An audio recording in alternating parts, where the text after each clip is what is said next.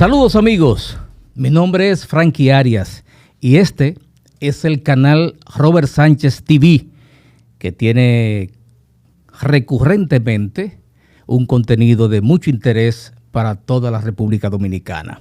En esta oportunidad, y como siempre, estamos compartiendo con el dueño del negocio, el doctor Pedro Lara, que está con nosotros, y con nosotros además un experto en ciencias forenses, en criminalística, creo que así se llama. Así es el doctor Pedro Núñez, que está con nosotros. Carlos Núñez. Carlos Núñez. Tengo un amigo en Bonao que se llama Pedro Núñez y ahí vino la confusión. Carlos, bienvenido, buenas noches. Pedro, ¿cómo está la cosa? Muy bien, gracias a Dios. Hoy tenemos un contenido exquisito con una estrella, un profesional brillante, joven, Carlos Núñez. Carlos, buenas noches. Buenas noches, muchísimas gracias. Buenas noches o buenos días o buenas tardes, dependiendo de la hora que estén viendo el contenido. En qué ocasión se esté viendo, disfrutando de esta participación. Con un tema muy particular. Y es bueno que el doctor, que es abogado, el amigo Carlos, nos dé, qué sé yo, cierta reseña de qué se trata la criminalidad. La criminalística. Sí, en lo forense, el estudio de lo criminal. Bueno, mira, la criminalística es una rama de la ciencia forense que estudia el suceso criminal. Es una rama de la ciencia forense que te dice cómo, cuándo y dónde sucedieron los hechos, buscando siempre con esto quién ha sido el autor del mismo. Eso es llanamente lo que es la criminalística. Podría estar buscando el por qué ocurrió. No, el por qué ocurrió pertenece a una rama totalmente diferente, pero que muchas veces se confunde.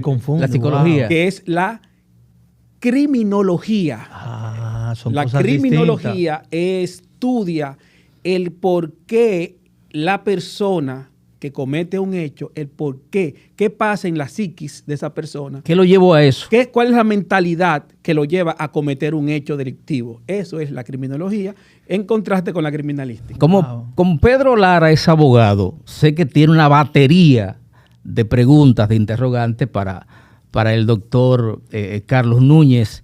Así que... No, adelante, vamos a esto. Entonces, antes de todo... Yo tengo una... yo tengo varias, pero que sean prácticas. Correcto. Y que de algún modo es parte del contenido que nosotros tratamos de llevar para que la gente pueda edificarse y pueda tener conocimiento sobre aspectos que normalmente no maneja. Siguiendo la parte teórica, Carlos, cuando hablamos de ciencias forenses, ¿qué es eso, Carlos? Las ciencias forenses son todas y cada una de las ramas o ciencias seculares que ayudan en su momento a esclarecer un hecho en justicia. Okay. Cuando tú utilizas, por ejemplo, la medicina para ver por qué o cómo falleció una persona, se convierte en medicina forense. Okay. Es una rama de la criminalística. Eso es una rama de la ciencia forense. Correcto. Excelente. Entonces, es importante que no lo mencionamos. Carlos es uno de los primeros técnicos certificados, peritos, del INACIP en República Dominicana, por lo que nosotros vamos a tener banquete en esta noche y vamos a empezar con las preguntas. Franklin, ¿qué te parece? Excelente. Yo tengo una que es sencillísima y como siempre te interrumpo, que de hecho, perdóname, Carlos, me dijeron en casa hace unas cuantas noches, viendo uno de los contenidos que hacemos aquí, me dijo Betania, mi esposa, pero tú no dejas hablar al abogado, refiriéndose a Pedro. Digo, tú eres mi hermano, yo me comprometo a no interrumpir. Tú puedes, hermano. Sin embargo, la pregunta es sencilla en esta oportunidad. ¿Cuáles son los casos más recurrentes, lo más constante en que aparece el técnico en criminalística? Mira, en este país? Por estadística, los casos que más llegan al laboratorio para análisis forense son sustancia controlada y falsificación de documentos. Wow. Mira, yo me sorprendí, no sabía. Sustancia controlada, por ejemplo, en esa parte, ¿qué aspecto más o menos se manejan. Eso, los análisis de las drogas. Ok. Cuando existe se incauta algún tipo de sustancia, tú sabes que legalmente para que tú puedas determinar cuál es el tipo de sustancia que se tiene en poder de la autoridad, debe ser a través de un peritaje. De un examen químico forense. Sí, porque vemos en la prensa que dice lo atraparon con un polvo presumiblemente tal cosa. Que a propósito de eso, Franklin, una decisión reciente de la Suprema Corte de Justicia con relación a eso. Carlos, tú que eres especialista en esa área, ¿nos puedes dar algunos detalles sobre eso? Sí, mira, por ejemplo, recientemente hay una decisión de la Suprema Corte de Justicia muy, muy interesante con respecto de la Suprema. De la Suprema que agotó de la Suprema niveles. Corte de Justicia con relación a un caso que en su momento estuvo mucho en la palestra pública, que es el caso de Winston Resid. Muy famoso, sí. Sumamente, que supuestamente se ocupa una sustancia, 10 paquetes. Esa sustancia se envía al Instituto Nacional de Ciencias Forenses a que sea analizada y luego del análisis, el informe que emite el instituto dice que hay varios paquetes que dan negativo totalmente, pero que otra cantidad de paquetes... ¿Negativo a qué? Negativo a sustancia controlada. Sin nombre. Porque puede ser cualquiera. O sea, cuando el técnico recibe una sustancia, debe ser un análisis abierto, porque imagínese usted que en un caso cualquiera el fiscal le lleve un oficio a un técnico y le diga, mira, yo quiero que tú me digas si eso es cocaína. Y el perito haga, por ejemplo, la prueba de SCOP, que es la prueba a cocaína. Por excelencia para la cocaína, y cuando lo haga, diga, mira, no, eso no es cocaína. Pero resulta que otra cosa. Que es heroína. Que puede ser peor. Exactamente. Entonces tú tienes que hacer el análisis. El perito de ese laboratorio debe ser un análisis de amplio rango para determinar si es o no es algún tipo de sustancia controlada de la que están enunciadas en nuestras leyes, en nuestro ordenamiento jurídico. Entonces, ¿qué determinó la Suprema, Carlos? El informe luego dice... Esto no contiene nada. Y estos contienen cocaína. Contienen, o sea, no te dice es cocaína. Y hay un ejemplo muy fácil. Por ejemplo, si tú coges un tanque de agua. Ese es un caso terrible. Pero que imagínese usted que usted tome un tanque de agua. Y le echa un poquito de gasoil. Una gota de gasoil o una gota de cloro. Esa agua contiene gasoil, entonces, pero no es gasoil. Puedes determinar que, pero no es gasoil, porque tú se lo echas a un camión, no va. Pero y entonces, pero eso es un problema. Entonces, finalmente, la Suprema Corte de Justicia erradica ese tipo penal de la sentencia y dice que real y efectivamente, como se había determinado, como habían indicado los abogados de la defensa, no podían decir que hay una condena por sustancia controlada, por ley 50 par de 8, cuando tú no has podido determinar ni la calidad ni el peso de la sustancia en razón de que el resultado simplemente dice contiene. Wow, oye eso, Franklin, que interesantísimo está. Pero no solamente, muy interesante porque uno que no es perito, que no es técnico en la materia, uno se queda en el aire cuando oye alguna sentencia y uno dice, pero si lo agarraron, si lo atraparon, si contenía. Entonces, ese tipo de detalles.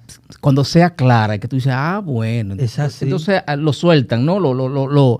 ¿Cómo se llaman? Ya le quitan la querella. ¿Qué pasó ahí? Absuelto.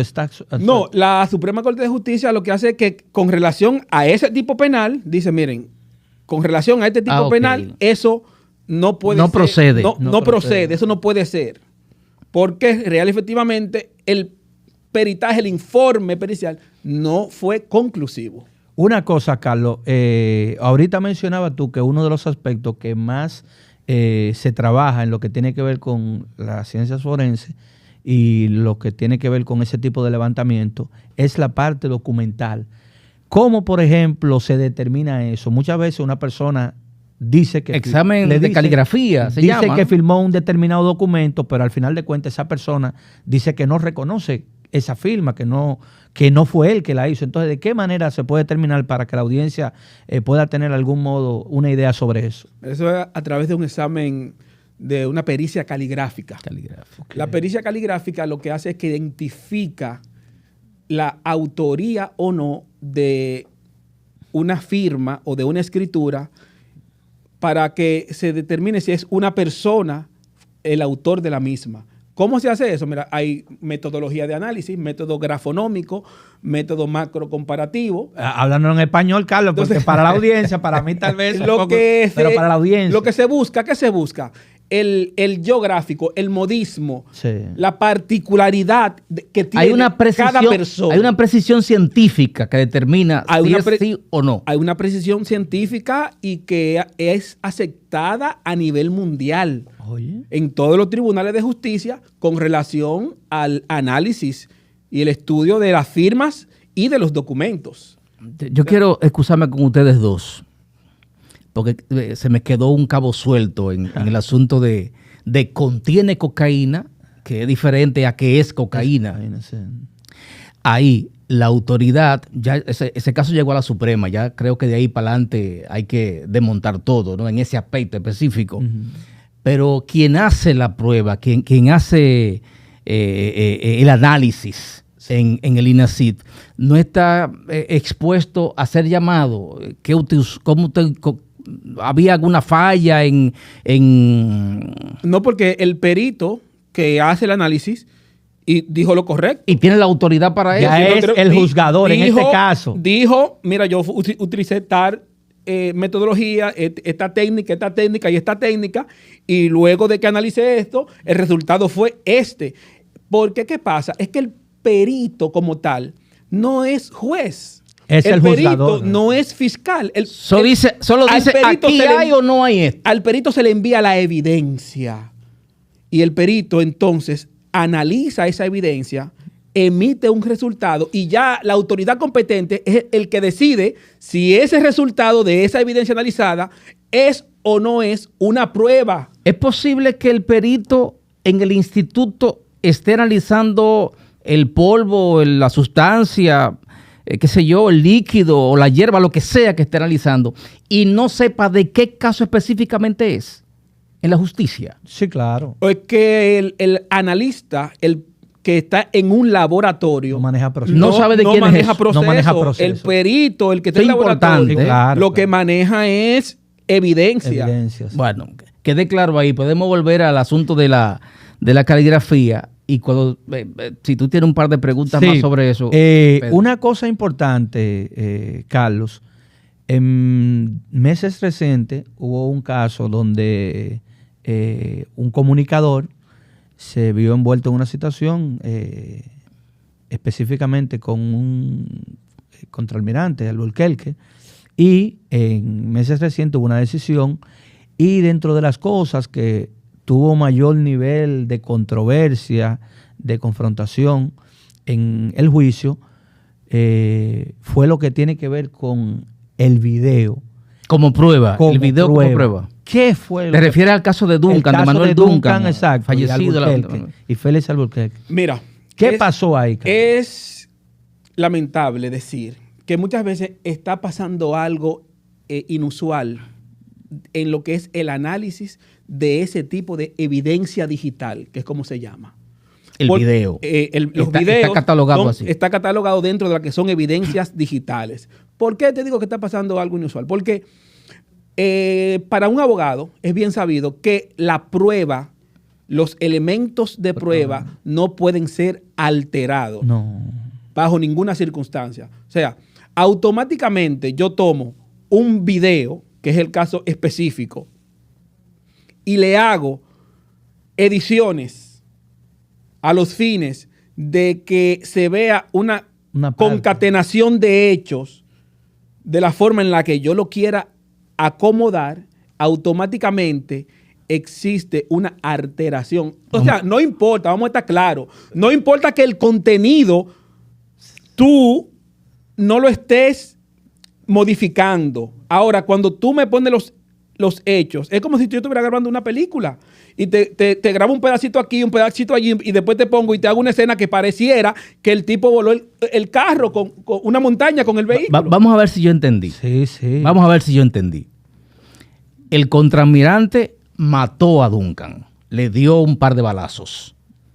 Eso está en el video. Sí, claro. ¿Cuál es la parte cuestionada desde tu óptica? Desde el punto de vista técnico. Perfecto, no estamos hablando perfecto. del punto de tu vista personal. Mira, Exacto, claro. Exactamente. Mira, es el punto de vista técnico. ¿Qué pasa con el punto de vista técnico? Mira, si te entregan un video para que tú como perito lo analices, ese video que te entregan no puede ser, debe llegar al tribunal exactamente Tal cual. Íntegro. como te lo entregaron. Pero si yo tomo un video de aquí, un video de esta cámara, un video de aquella cámara, y entonces en la partecita donde sale el individuo X, lo grabo corto. Entonces vuelve y en otro video, en otro pedacito, vuelve y sale en otro pedacito. Entonces grabo corto y pego. Ya yo estoy generando una secuencia. O sea, tú estás diciendo que hubo una alteración del video. En este caso, por la parte, o sea, los abogados de la parte del... Acusatoria. Exactamente. Los abogados no, porque los abogados no el Ministerio Público. Es que los abogados ni el Ministerio Público no hacen video. Quien analiza el video, los videos, Entonces, ¿quién altera? crea un solo video Ok. y genera una secuencia que en la realidad es inexistente.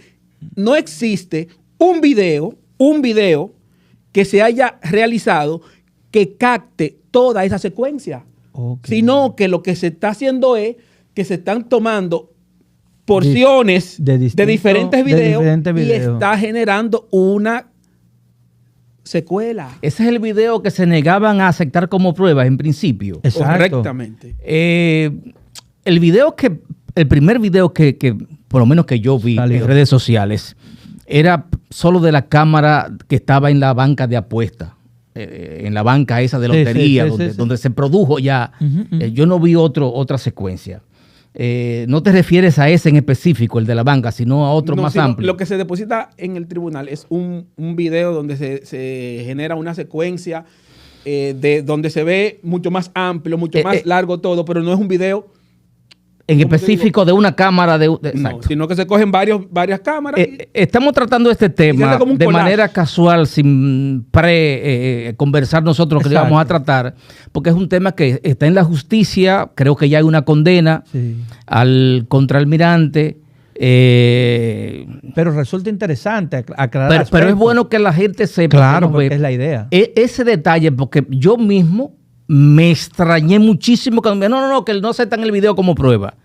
Ya veo que no es el video aquel específico, el corto de la banca de lotería, sino que había otro video. Ahora, ya con algunas. Una cosa, Carlos, ¿cuál es el procedimiento regular que se debe llevar a cabo al momento de, por ejemplo, en el caso de ese video, que debió hacerse a los fines de obtener la prueba de manera legal y que no haya, como tú planteas, una alteración? O sea, ¿cuál es el procedimiento tradicional, lo que corresponde desde el punto de vista ¿Cuál sería técnico? El deber ser? El deber ser, exactamente. Y es tan sencillo y es tan fácil de hacer. ¿Y por qué entonces se equivocan, Carlos? No, eso yo no lo he podido entender nunca. Porque es muy sencillo, mira. A ti te llevan 10 videos y te lo llevan en DVR o te lo llevan en CD o te lo llevan en DVD. Usted analiza cada uno de los videos para determinar primero que no hay alteraciones. Entonces usted certifica. Independientemente del contenido. ¿Dónde lo certifica, Carlos? Importante para la audiencia. No, se puede certificar en el Instituto Nacional de Ciencias Forenses o se puede certificar en el DICAP. En el DICAP, exacto. Por eso la pregunta, porque nosotros queremos edificar. Ese primer análisis es independientemente de lo que contenga el video. Exactamente. Claro. Es solo el tratamiento al mismo. Lo primero que se debe determinar es que el video está íntegro, que no hay alteraciones. Entonces usted dice, mira, aquí no hay alteraciones en el video que se obtuvo de la cámara tal, del negocio tal, no tiene alteraciones, según nuestro... O tiene el resultado que sea. Correcto. ¿Verdad? Entonces... Lo que determina el perito. Si usted, como técnico, entiende que debería hacerle una ilustración más sana al tribunal para que, aunque tenga que ver de manera individual cada uno de los videos, que es lo que manda la ley, que tendría que ver la prueba en su totalidad, doctor. Sí, no me deja mentir. Claro, así es. Pero si a pesar de eso usted quiere que ellos tengan una idea, que es la percepción suya de lo que sucedió, entonces usted le hace un video y hace lo mismo, corta y pega y hace todo lo que usted quiera, pero entonces ahí se le dice ilustración de los hechos en el cual le hacemos nuestro collage al tribunal para tales fines.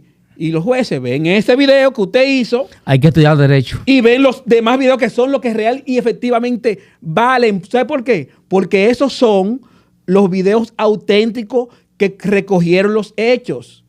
Entonces, lo que están haciendo es que no te envían esto, pero solamente te envían el collage. Una pregunta, Franklin, para... ya sé que estamos terminando. Hay un caso que no podemos Claro, dejar, que allá no se voy. vaya sin eso. Con relación a la situación de la tragedia de San Cristóbal, ¿qué aspecto tú entiendes, Carlos, que de algún modo se realizaron de manera irregular o tal vez de manera correcta? ¿Qué tú me puedes analizar de esa escena, de ese hecho como tal? ¿Qué debilidades en el procedimiento? ¿Qué tipo de cosas tú nos puedes decir sobre eso? Permíteme agregarle a tus inquietudes que la verdad es que la prensa ha dado algunas notas de un supuesto peritaje, de un informe poco preciso, no concluyente, muy aéreo, ambivalente, que ha llenado de preocupación a la sociedad dominicana. Eso por un lado. Luego se ven algunos gusanos en el entorno. La gente dice, ahí siguen habiendo restos humanos, a lo mejor hay otros cadáveres. La gente, ¿no? Nosotros los que no somos expertos en la materia, especulando. ¿Qué opinión tienes tú? Mira, vamos a comenzar por la parte del informe, porque real efectivamente ya se ha visto en la misma prensa, ya puede ser un documento incluso de público manejo, y ciertamente, como tú tienes la inquietud, no es un informe preciso, porque en justicia tú no puedes hacer un informe técnico, forense, científico y decir que probablemente pudo haber pasado tal cosa. Queda la duda. Porque automáticamente su propio informe está estableciendo que hay una duda, que hay una probabilidad de que haya sido una cosa, pero que pudo haber sido otra. Sí, claro. Entonces, esto está muy claro. En justicia, la duda favorece la persona a la cual usted le quiere imputar el hecho. Así es. Eso es lo primero. Con el hecho de los gusanos, que la gente dice, mira, es posible que todavía quede gente. Mira, eso no necesariamente es así. Correcto. Recuerda que los ambientes, el clima, influye mucho en la creación de ese tipo de larva. Ok. Entonces, porque llovió mucho para estos entonces, días. es posible que se haya generado una población de gusanos que todavía no se haya erradicado. Pero además, nosotros debemos de recordar que a los pocos días de que sucediera el hecho, ya muchos de los negocios de la misma plaza y del alrededor empezaron a abrir sus puertas. ¿Y qué implica eso para las personas Entonces, que nos siguen? ¿qué pasa con eso? Que automáticamente usted está empezando a contaminar la escena del crimen. O no, en este caso no la escena del crimen, la escena del hecho ocurrido. Porque no sabemos si es un crimen o no. Porque todavía no se puede determinar que ha sido un crimen como tal, que ha habido manos criminales. Doctor, entonces, perdóname, pero ahí hay personas acusadas, incluso que le van a tomar alguna medida de coerción, alguna cosa de esa. Sobre ese informe, ¿esa gente está en su casa? Usted está hablando del deber ser. Además, vamos a estar claro también, es el informe técnico siempre será uno de los elementos de prueba que presente el órgano acusador. Habría que ver cuáles son los otros elementos de prueba, las otras pruebas que ha presentado, claro, y qué tanta vinculación existe, se puede determinar a partir del estudio de los mismos. Es terrible eso. Una tragedia que conmovió no solo República Dominicana, sino donde quiera que llegó la noticia. Sí, sí. Unas 37 personas perdieron la vida en esa tragedia. 60 heridos, se decía en un momento dado. Y lamentablemente, no sé, porque además llama mucho la atención que ese informe del Cuerpo de Bomberos de San Cristóbal, hoy día, y ahí ustedes que son abogados me pueden ayudar perfectamente, porque yo no soy abogado, yo soy un especulador de opinión. Pero si los bomberos son los que hacen el informe y son empleados directamente del ayuntamiento, claro, y el ayuntamiento es el dueño del edificio, y ellos dicen, eso le van a echar una agüita ahí para dejarlo así. El ayuntamiento es así. Yo no sé de eso, a mí no me acusen de eso, yo no sé de eso. Ellos son los abogados. No, y de paso hubo una omisión por parte del Cuerpo de Bomberos porque ellos están en la obligación de regular ese tipo de negocio. Y hay una serie de aspectos que ellos como institución deben regir en ese sentido. Que es muy difícil que se logre en este país con instituciones tan débiles. No hoy, ayer, antes de ayer. Siempre ha sido y así. Sabemos que mañana lo será. Es así, porque eso es. Aquí, sobre todo los bomberos, es haciendo de tripas corazón que trabaja, claro, sin recursos. En el INASIF, tú que has estado ahí, ¿hay recursos para trabajar? En el INASIF debería haber más recursos, pero realmente nunca es suficiente. Porque nunca es suficiente, mira, para la educación, para la salud, para los temas de criminalidad, nunca es suficiente, nunca es mucho, pero realmente se han preocupado por la adquisición al menos de equipos y por la preparación de los técnicos. Porque debe ser dicho. Cuando uno, se han preocupado por esa parte. Finalmente, porque se ha ido el tiempo, cuando uno habla del INASIF y demás, y de criminalística, siempre, en el caso mío, pienso en el doctor Sarita Valdés, que es un médico patólogo forense, sí. ¿no? Que por muchos años fue la cara de esa institución en República Dominicana. Forense. No, lo que pasa es que Sarita es médico forense y Sarita lo que siempre dirigió y de lo que siempre tuvo al frente fue de patología forense. El Instituto Nacional de Patología Forense. Tienen toda la razón. Nada que ver con el Instituto Nacional de Ciencia Forense, que incluye la criminalística también. Yo me confundía muchísimo. Frank, hay que traerlo otra vez a Carlos. Da 30 programas. Sí, 30 da. Se ha ido el tiempo. Robert Sánchez diría que se suscriban al canal, que le den a la campanita. ¿Qué más dice él? Comentarios. Que hagan sus comentarios, que me acaben a mí, que... No. Al doctor Carlos Núñez no, pero a Pedro le pueden dar su acabadita también. Sí, no importa. Bueno, muchísimas gracias. Doctor, un placer. Un placer es mío. Duro el hombre. Duro el hombre. Yo te dije. Robert Sánchez TV. Adelante.